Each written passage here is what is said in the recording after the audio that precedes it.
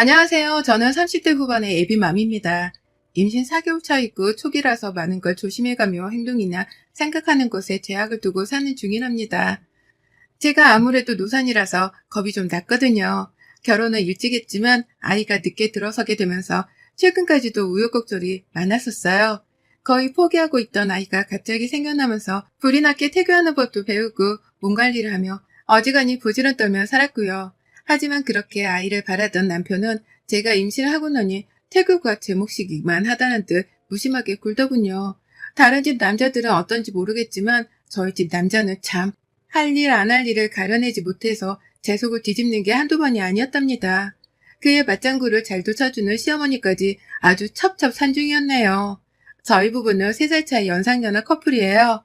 저보다 어린 남편은 좀 여유가 있을 법도 한데 저보다 더 아이를 가지고 싶어 하던 사람이었습니다. 자기 친구들이 딸바보 거리면서 인스타그램에 사진도 올리고 영상도 찍는 걸 무지하게 부러워하더라고요. TV에서 연예인들의 딸들만 나와도 저 집 부럽다 라고 하면서 팔불출 마냥 입 벌리고 보던 사람이기도 했죠. 그러다 보니 저도 자연스레 애를 꼭 낳아야겠다 싶었습니다.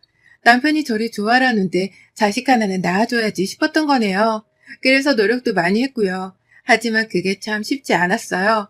결혼은 30대 초반에 했는데 내일 모레 마흔이 되기 직전에야 겨우 아이를 가졌으니 그간의 고통이 이루 말할 수가 없었네요. 남편도 처음엔 아이를 가질 희망이 눈에 훤히 보인다면서 당장이라도 제가 아이를 가질 사람인 마냥 참 조심스럽게 대해줬습니다. 조금이라도 많이 먹기 시작하면 임신한 게 아니냐고 물어볼 정도로 저보다 제 임신에 눈을 켜고 기다리던 사람이었고 아이를 기다리는 만큼 저에게도 진심으로 사랑을 주려고 했어요. 참 단란한 부부다운 저희였습니다. 하지만 2년 전부터 아이를 가질 수 없다고 생각이라도 한 건지 괜시리 신경질적인 모습을 보이더라고요. TV에서 남의 집 애들이 나오면 뭐 트는 채널마다 다 반복한 거야? 왜? 라고 하면서 괜히 짜증을 부리다 저를 한번 쓱 쳐다보기도 했어요. 우리는 왜 아직 아이 소식이 없냐는 눈치를 주는 것이었죠. 그런 남편을 보며 머리라도 한 대 쥐어받고 마음이 굴뚝 같았으나 왠지 제가 죄인인 것만 같아서 참았고요. 어쩔 수 없이 이런 문제에 있어서는 여자가 더 욕을 먹게 되더라고요. 남편뿐만 아니라 슬슬 시댁에서도 제동에 걸려서는 같이 손주 어쩌고 하며 얼른 아이를 가지라고 눈치를 주기 시작하시면서 저는 정말 저한테 뭐가 단단히 문제였기 때문에 이런 일이 벌어진 건가 싶었답니다. 내가 문제라서 남편도 그렇고 시댁에서도 모두가 다 하염없이 아이를 기다리게 된 것이 아닌가 싶어서 괜시리 죄스럽죠. 언젠가부터는 어색한 기류가 감돌고 TV라도 보다가 아이가 나오면은 시어머니가 저 멀리서 한숨을 쉬며 고개를 돌리셨어요. 원래부터 그리 정성스러운 밥이 제 앞에 차려지는 건 아니었으나 점점 갈수록 어째 밥이 찬밥이 되더라고요. 처음엔 여자가 따뜻한 밥을 먹어야 속도 따뜻해지고 아이 가지기에 최적이 된다면서 뜨신 밥을 잘 도주시던 어머님이셨는데요. 한 번은 딱딱하고 찬 콩밥을 먹느라 이가 부서질 뻔한 적도 있었답니다. 모두가 저를 향해 마음이 식어가고 있다는 게 여기저기서 느껴졌던 때였어요. 그때가 저에겐 가장 무너지고 싶다는 생각이 들어 힘든 시기였고요. 그러다 기적처럼 아이를 가졌어요. 포기하려고 하니 포기하지 말라며 찾아온 선물 같은 아이였습니다. 그러니 저도 그렇고 남편도 그렇고 이제서야 뭔가 결실을 맺은 듯 정말 좋아라 했어요. 특히나 저보다 아이를 기다렸던 남편은 눈에 불을 켜고 애가 태어날 날만을 기다리며 좋아라 했고요. 하지만 그렇다 해서 임신한 저의 고통을 나눠 가지려 하지는 않더라고요. 제가 입덧도 너무 심하고 임시 초창기부터 잠은 잠대로 쏟아져 일하는 것에 제약이 너무 많아졌었습니다. 앉아만 있으면 벌써부터 뭐에 홀린 사람 마냥 정신을 못 차리는데 미치겠더라고요. 노산이라서 유독 초기 증상이 유발난가 싶기도 했고요. 그래서 남편한테 하소연을 했더니만 남편은 그게 듣기 싫다면서 저를 피하더라고요. 기껏 아이를 가졌더니만 늘 입 밖으로 불만을 내보인다면서 저에게 그만 좀 하라며 화를 내는데 정말 울컥해 눈물이 쏟아졌습니다. 남의 아이를 가진 것도 아니고 지 아이를 가진 사람한테 위로 한마디를 해줬으면 더 좋았을 것을 꼭 저렇게까지 말을 해야 할까 싶어 섭섭했던 거죠. 하지만 그것만으로 남편이 저에게 저지르는 섭섭한 일은 끝나지 않았답니다. 더한 일들이 연속으로 일어났어요. 시어머니가 유독 저희 집을 자주 찾아오기 시작하셨어요. 임신하기 전에는 코로나 때문이기도 하고 저하고 가까이 지내지도 않는 편이어서 저희 집을 찾아오신 게 정말 손에 꼽을 정도였는데요. 코로나도 좀 느슨하고 며느리가 임신했다고 하니 처음엔 같이 조화를 하시면서 막 집으로 찾아오시더라고요. 빈손으로 말이죠. 들어와서는 아직 튀어나오지도 않은 배에다가 손을 먼저 들이밀고는 쓱쓱거리면서 제 배를 만지시고는 당황해서 몸을 살짝 뒤로 뺐더니만 내 손주인데 멋대로 만지지도 못하게 하려고! 라면서 눈치를 탁 던지셨답니다. 제 아무리 뱃속 아이가 우선이라고 하더라도 임신을 한 며느리를 배려해줘야겠다는 기본적인 생각 자체를 하지 않는 분이셨어요. 시어머니가 그러시면 남편이 말리기라도 해야 할 텐데 같이 만져보겠다면서 제 배에 손을 들이미는 걸로도 모자라 제가 불편한 기색을 보이면 왜 생색이야? 라고 하면서 쓴말을 툭 하고 또 뱉어냈죠. 시어머니가 집에 돌아가시고 나서 남편에게 자제 좀 시켜달라고 말을 해봐도 남편은 오죽 오래도록 기다렸어야지. 너무 오래 기다렸던 바람에 엄마가 저리 좋아 죽으라 하시잖아. 오히려 우리가 미안해야 하는 상황 아니야? 라고 하면서 시어머니의 편만 들었어요. 그러니 전 섭섭하게 만드는 남편이 믿고 싫고 그냥 확 떠나버리고 싶다가도 아이 때문에 참아야 한다는 생각에 가슴을 후려치곤 했답니다. 인생이 완전 꼬여버린 것만 같았으니까요. 그런 제 속마음을 아는지 모르는지 남편은 그저 시어머니를 내버려 뒀어요. 제가 출근하지 않고 몸이 아파서 집에 있다는 소식을 듣거나 지나가다 생각이라도 나면 그냥 저희 집을 찾아 들어오신 어머님은 그렇게 제 배를 훌라당 까버리기도 하셨고 손을 가져다 대고선 급기야 자신의 귀까지 들이미는 무식한 본성을 드러내셨으나 남편은 절대로 그런 어머님을 제지하려 하지 않았답니다. 뭔가 단단히 이상하게 일이 돌아가는 중이었지만 임신이 처음이고 노산이라 두려운 것이 많았던 저는 다른 것에 신경을 쓰고 살 기력이 없었어요. 어떻게든 아이만 건강하게 잘 낳자는 생각 하나로 모든 시련을 견디고자 했거든요. 엄마라서가 아니라 그래야만 제가 살 수 있었기 때문에 시어머니라는 존재와 남편의 저 띠꺼운 태도는 철저하게 무시하려고 했습니다. 그러다 더 이상은 무시를 할 수 없는 일이 일어났어요. 남편이 저를 섭섭하게 만든 일 중에 아주 끝판왕인 일이 벌어지고야 만 것이었죠. 저희 부부가 생일 차이가 겨우 몇 주 사이입니다. 웃긴 것은 시어머니 생일이 제 생일이랑 고작 이틀 차이밖에 나질 않는다는 것이었죠. 그래서 늘 제 생일이 다가오면 시어머니가 자연스레 떠올랐고 제 생일이 다가오는 반가움보다도 시어머니 생신을 챙겨드려야 하는 부담감이 앞서곤 했었는데요. 이번에도 역시나 생일이신 시어머니께 안부 인사를 드리고 선물을 사드리는 일로 골이 좀 때렸습니다. 임신한 며느리한테 코로나도 끝났는데 집에서 같이 밥이라도 먹자 라고 하며 식사 자리를 만들어 놓으라고 하셨거든요. 물론 요리는 제가 하는 거고요. 도저히 그렇게 고생을 하며 생신밥을 차려드릴 수가 없을 것 같았습니다.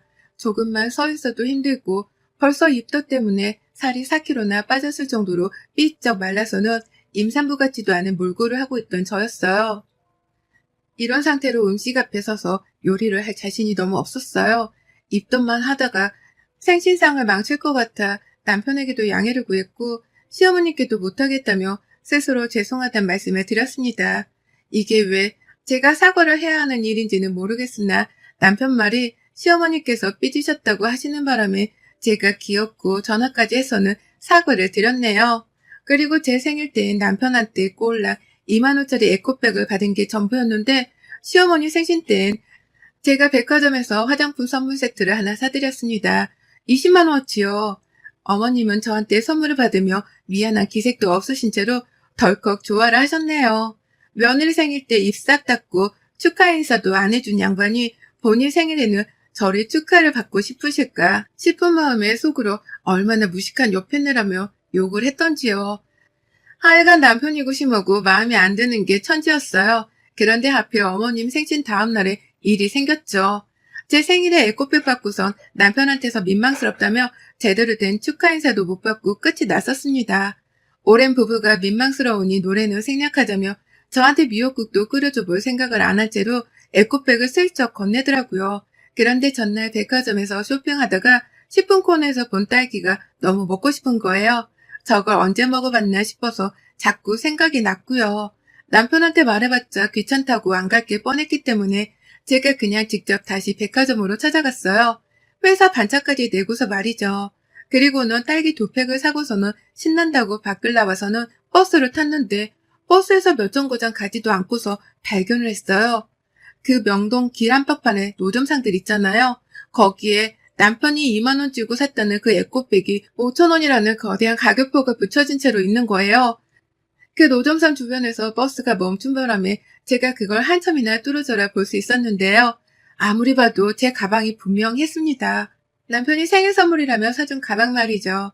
그리고 혹시나 싶어 집에 가자며 가방을 찬찬히 훑어보니 역시나 가격표며 브랜드며 천조가리를 2만 원 주고 샀을 것으로 추정되는 이유는 아무데도 없었네요. 브랜드 가방도 아닌데 이게 2만 원씩이나 할까 싶다가도 오다가 본 5천 원짜리 가격표에 머리가 어지거렸죠. 그리고 새삼 느껴지더라고요. 내가 얼마나 남편에게 중요치 않은 존재인가 하고 말입니다. 정상적인 놈이라면 와이프가 마흔이 다 되어가기 전에 임신을 하고 난 후 맞이한 첫 생일인데 과연 이렇게 챙겨줄까 싶더군요. 하다못해 애기랑 몸보신을 하라고 미역국을 챙겨주는 게 정상이지 않을까 싶었습니다. 아무리 봐도 내가 섭섭함을 느끼는 게 정상이다 싶은 와중에 가방에 싸구려 인데 2만 원으로 사기를 친 게 아닌가 싶은 의심까지 하고 나니 머리가 어지러질했어요. 그런 상태에서 전 이보다 더한 충격을 한 대 더 얻어맞았습니다. 에코백을 쥐고서 안방 바닥에 쭈그려 앉아서는 나름의 분노를 삭히고 있었는데 눈앞에 이상한 가격표 하나가 보이는 거예요. 누가 봐도 가격표인 종이 쪼가리였죠. 저게 뭐냐면서 바로 자리에서 일어나 침대 밑으로 손을 집어 넣었습니다. 그리고는 손으로 딱 짚는데 먼지 한 톨도 안 쌓여있는 것이 최근에 받아온 가격표 같더라고요. 그리고 무엇보다 전 영수증 디자인을 보자마자 정말 숨이 턱 멎어버렸습니다. 그게 글쎄 샤넬 가격표더라고요. 샤넬이요, 샤넬. 그 막 몇백만 원짜리 한다는 가방을 파는 샤넬인데 저희 집 안방 침대 아래에 있는 가격표에도 무려 400만 원이 찍혀 있더라고요. 세상에 미처 환장하는 줄 알았습니다. 400만 원이 이름도 아니고 이제 막 아이 생기고서는 이것저것 사모을 거 많아서 저축만 하고 지내도 모자랄 판국에 어디 마누라한테 사줘본 적도 없는 브랜드에서 400만 원을 긁었냐 말입니다. 그것도 영수증을 숨기려고 한 듯이 일부러 침대 밑에다가 흘려놓고 말이죠. 이 자식이 나를 철저하게 속이려고 이랬냐 싶어서 속이 막 타오르더라고요. 그리고 그 화가 쌓여가던 때에 불현듯 떠올랐습니다. 어머님 생신이 막 지나갔다는 걸 말이죠. 설마 어머님 생신 축하해준다고 400만 원을 썼나 싶은 생각이 드는데 참지도 못한 채 바로 어머님께 전화를 걸었어요. 그리고 모른 척하며 물었죠. 어머님, 안부 연락 드리려고 전화했어요. 샤넬백은 마음에 드세요? 라고 말이죠. 다 알고 있다는 척을 하며 은근슬쩍 샤넬백의 여부를 물었더니만 시어머니가 그러시더라고요. 너무 마음에 들어 죽겠다. 이 맛에 아들 키우는 거지. 네 시애비도 한번 못 사준 가방인데. 라고 말이죠. 어디서도 구할 수 있는 5천원짜리 싸구려 에코백을 꼬을라 15,000원을 부풀려서 2만 원이라 속여준 남편. 그런 세상 찌질한 놈이 시어머니한테는 한두 푼 아낀 것도 아니고 무려 400만 원어치의 선물을 사줬다고 생각하니 부글부글 끓었습니다. 제 속이 말이죠. 와이프가 임신하고서는 입덧을 하면 입덧한다고 짜증을 내고 잠을 못 자면 자기도 잠을 못 자게 한다며 신경질 부리던 남편이었어요. 생일 때에는 미역국 하나 끓여주질 않았으나 그래도 에코백 하나 사준 걸로 전 유안을 삼았습니다. 뭐라도 사준 게 어디냐 싶었어요. 그런데 임신한 저 말고 시어머니한테는 몇백만 원이나 더 비싼 가방을 사줬다 생각하니 질투가 보고 그냥 화가 나 미치겠더라고요. 그래서 환불을 하지 못하겠으나 복수는 해주기로 했습니다. 부부가 공동으로 생활비를 내가며 살아가고 있고 지금 사는 집도 대출금이 낀 집이라서 함께 그 대출금을 갚아나가고 있는 공동명의의 집이었는데요. 상의도 없이 멋대로 거금의 돈을 쓸 거면 나도 똑같이 내 씀씀이를 늘려보겠다는 걸 보여주고자 했어요. 그래서 누구 하나도 저축을 더 한다거나 궁상을 떨며 살지 않도록 이판사판으로 나가고자 했습니다. 남편한테는 샤넬 영수증을 발견했다며 사진을 찍어 보내줬어요. 남편이 당황했던지 카톡을 읽고서도 한참을 답장을 하지 못하더라고요. 그리고 전 다시 집을 나섰습니다. 몸도 피곤하고 좀 쉬고 싶었지만 다시 왔던 길을 되돌아가 백화점을 찾았어요. 그리고는 샤넬백 하나를 샀습니다. 우리 친정엄마 주려고 말이죠. 가방을 새 걸로 사서는 안방에다가 떡하니 놔뒀더니만 남편이 집에 오자마자 그 종이백을 보고서는 우리 엄마 거 도로 뺏어온 거야?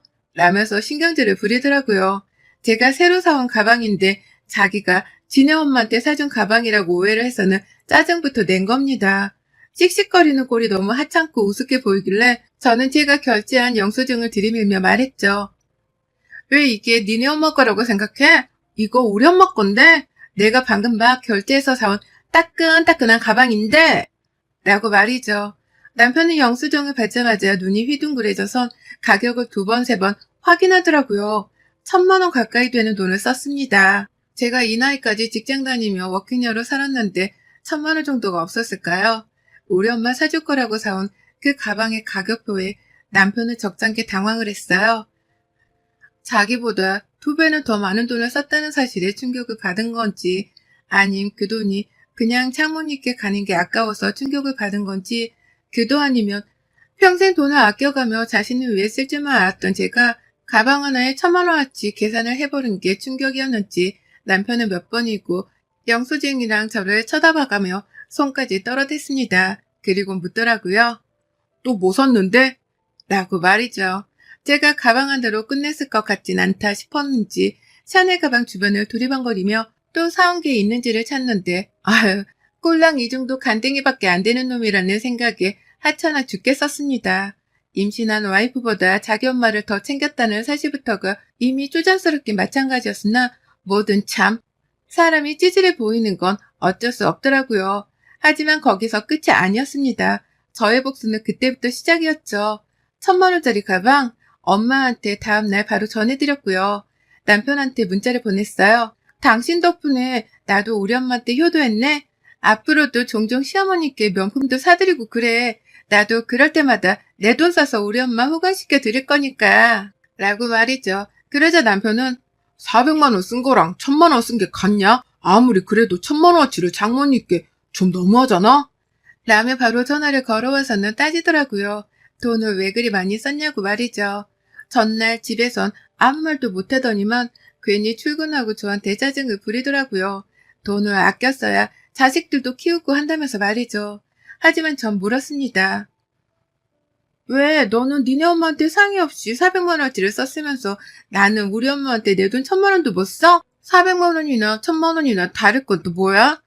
너도 니네 엄마한테 선물 사주는 것처럼 나도 우리 엄마한테 효도한다고 선물 사드렸는데 네가 뭐라고 돈을 아끼래? 아낄 게 없어서 네 임신한 마누라한테 생일날 꼴랑에 꽃백 하나 사줬니? 니네 엄마한테는 샤넬백 사주고? 라고 말해줘. 남편은 자꾸 그거랑 이거는 다른 거라며 별별 말을 다 짓거렸지만 꼬락서니를 보니 저를 이해 못해줄 것 같길래 그냥 통보했어요. 그걸 이해 못하면 너랑 나랑은 이혼을 해야지 라고 말이죠. 이혼 얘기까지 나오니 남편은 자존심을 세우려는지 그래 하자 해 라고 대답을 했고 저는 그러자며 당장에 회사 컴퓨터로 이혼 합의서를 뽑아다가 작성하고 팩스로 남편 회사에 보내버렸어요. 속전속결로 남편 회사에 죄를 뿌려 버린 겁니다. 뜬금없는 직원의 이혼 서류에 난리가 났던지 남편은 전화를 해서 그걸 우리 회사로 보내면 어떡해 라면서 어쩔 줄 몰라 하며 화를 냈는데요. 저는 합의가 싫으면 소송으로 가도 좋고 라는 말과 함께 바로 전화를 끊어버렸어요. 한참이나 화를 내며 이혼을 하자고 못살겠다고 승질을 부리던 남편은 저녁이 되고 나서 제가 짐을 싸고 있는 걸로도 모자라 친정에서 부모님까지 찾아오셔서는 제가 이사를 나가는 걸 도와주려고 하자 그제서야 이혼이 실감났는지 말리더라고요. 애가 있는데 이렇게 어딜 나간다는 거야? 자기야, 아까 내가 말이 심했는데 라고 하면서 절 붙잡은 겁니다. 하지만 소용없었어요. 있었던 일에 대해서 전해 들은 저희 부모님은 너 혼자 애를 키운다고 달라질 건 없다. 그런 놈이랑 자식 키우느니 차라리 혼자 키우는 게 나아. 라고 하며 이혼에 적극 찬성을 한다고 집으로 찾아와 주셨거든요. 저희 부모님 덕분에 저도 더 용기를 가지고서는 남편과의 이혼을 밀어붙였고요. 그러니 남편도 당황했는지 저희 부모님께 매달렸다가 저한테 매달렸다가 뱃속의 일을 가지고 그러지 말라며 매달리기도 하고 정말 난리도 아니었습니다. 하지만 그게 전부였어요. 전 부모님과 함께 짐을 싸고 나선 미련도 두지 않은 채 집을 나섰습니다. 집도 이혼하며 처분을 똑바로 할 생각으로 그냥 변호사를 선임했습니다. 혼자서는 찌질한 이놈을 상대할 자신이 없어서 조금이라도 빨리 이혼이 정리가 되도록 변호사를 선임하곤 소송으로 밀어붙이고 말았네요. 소송이 맘 편한 일은 절대로 아니지만 변호사가 있다는 사실만으로도 유한은 되더군요. 그렇게 전 생일 그리고 샤넬백 하나로 돈 1,000만 원을 엄마한테 효도하고선 이혼까지 강행하게 되었답니다. 시어머니는 남편에게서 말을 듣고는 생일날 받았던 그 샤넬백을 환불하겠다면서 저한테 이혼 소송을 취소해달라고 난리세요. 자기 때문에 이 사단이 났다 싶었던지 생전 물어보지도 않던 제 안부를 먼저 물으며 전화까지 하시더라고요. 네가 걱정되는데 통화 좀 할 수 있겠냐고 먼저 문자로 양해를 구하시면서까지 말이죠. 하지만 전 이게 다 사기라는 거 알았습니다. 그리고 말했죠.